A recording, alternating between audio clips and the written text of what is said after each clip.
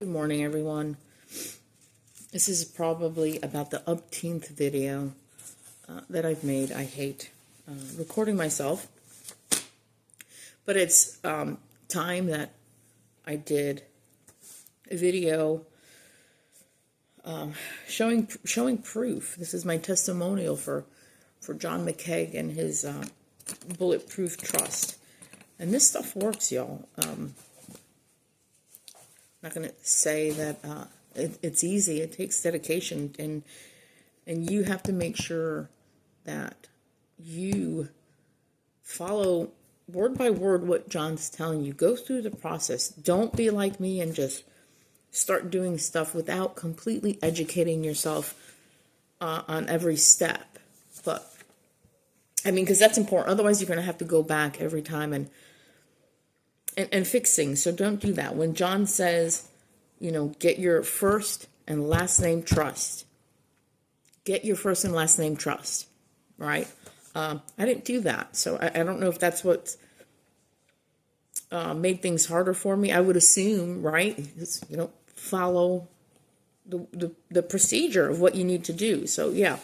But I did start, and then, I did get my tax ID number. This was 2 years ago.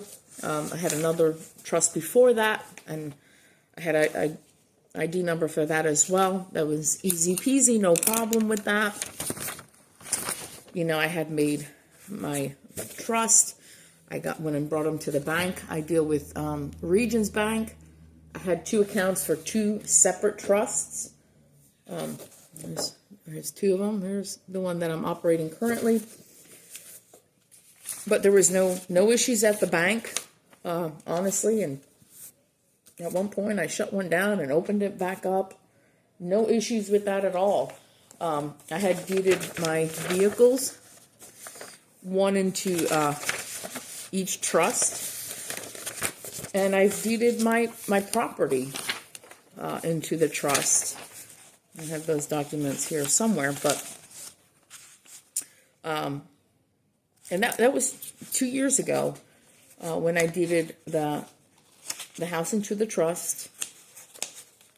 I'll be honest, I still have a mortgage on the house, but again, there was no issue. Oh, here it is right here. All right, so I got deeded into the trust.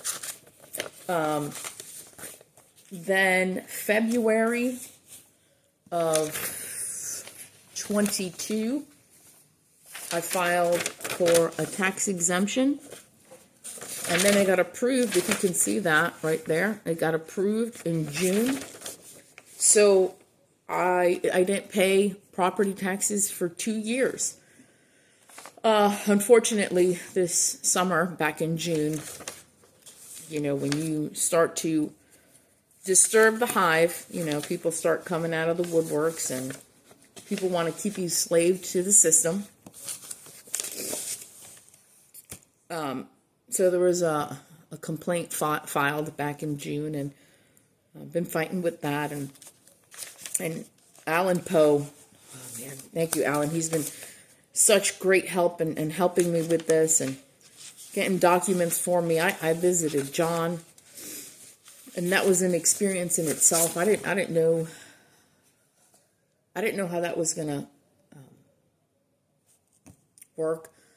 I never met John. I felt like I know him, right? Just watching him through the videos and talking in chats, and the moment I saw him, my first instinct was just to give him a big old hug. I felt like I've known him my whole life, and it was just good to talk to him and hang out. I think we went to the beach. I was there for 2 days, and just to have him explain everything to you.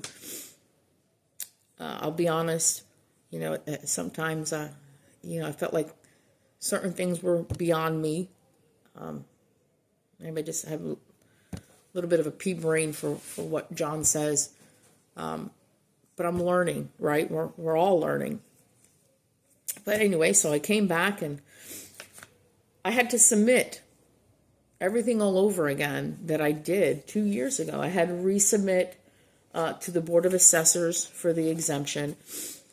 And I had to do that twice because I messed up and didn't send in the trust. So you have to make sure you follow the directions and do everything precisely so that, again, you don't do what I do and have to repeatedly do things.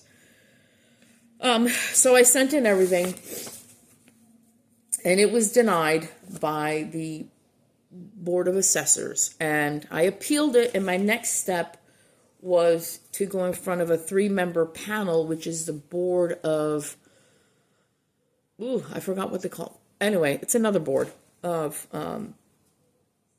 made up of 3 people. I believe they're picked by the grand jury, and this is specific for Georgia, for Floyd County.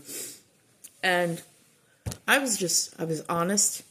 I was open. I'm a very transparent person.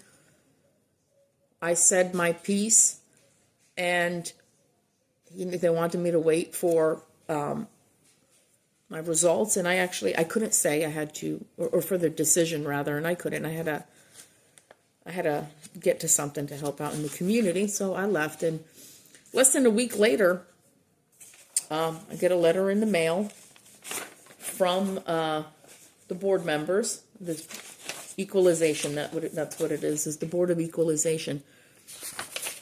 I get a letter from them in regards to 2 parcels. So I asked for an exemption of 2 parcels because here in Floyd County, each parcel is only allowed 2 structures.